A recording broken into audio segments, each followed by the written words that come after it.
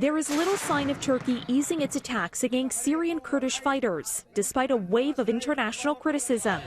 Allahu Akbar, Allahu Akbar. According to a war monitor group and Turkey's military, its forces and their Arab allies have captured part of a key Syrian border town.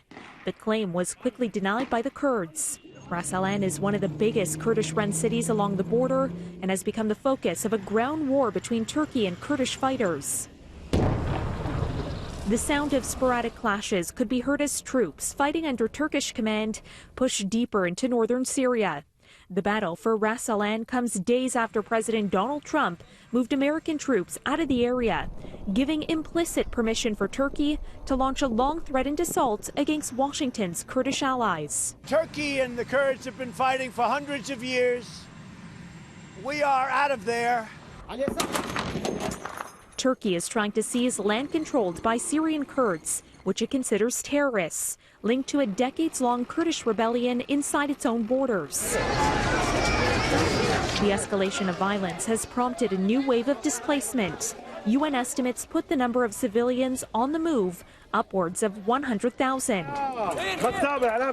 The Turkish invasion also puts at risk the lives of a Kurdish-led militia who fought alongside the United States to bring down the Islamic State group in Syria.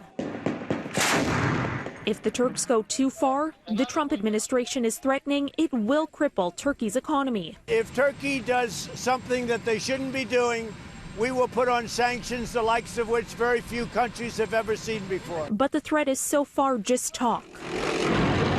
Ras Al-Ain is in the middle of the area Turkey wants to create a buffer zone between its forces and the Kurds. But there are fears Islamic State fighters trying to take advantage of the chaos will rise again.